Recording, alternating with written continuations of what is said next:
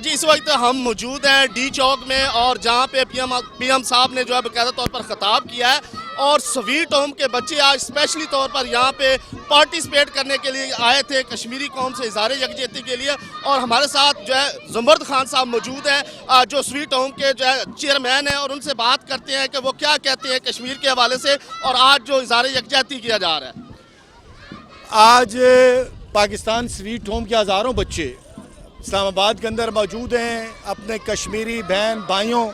के साथ इज़हार यकजहती के लिए, और आप आवाज़ सुन रहे हैं। मेरे बेटों और बेटियों के एक ही मैसेज है कि कश्मीर के अंदर जो सख्त जुल्म हो रहा है बिलखसूस बच्चों पे,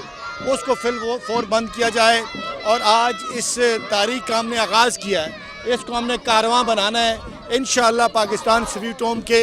हज़ारों बच्चे इस काज के लिए बाहर निकलेंगे। मैं समझता हूँ कि इस वक्त सारी कौम को यहाँ पे निकलना चाहिए बच्चों के साथ, ताकि हम कश्मीर के अंदर जो जुल्म हो रहा है उसको फिलफौर बंद करा सके।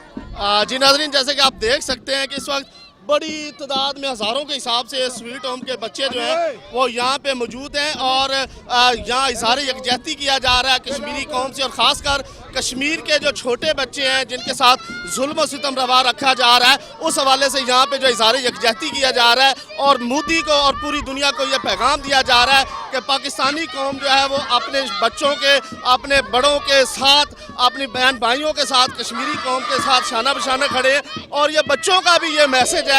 कि हम कश्मीर के जितने भी बच्चे हैं जिनके साथ जुल्म हो रहा है उनके शाना बशाना उनके साथ खड़े हैं। जी।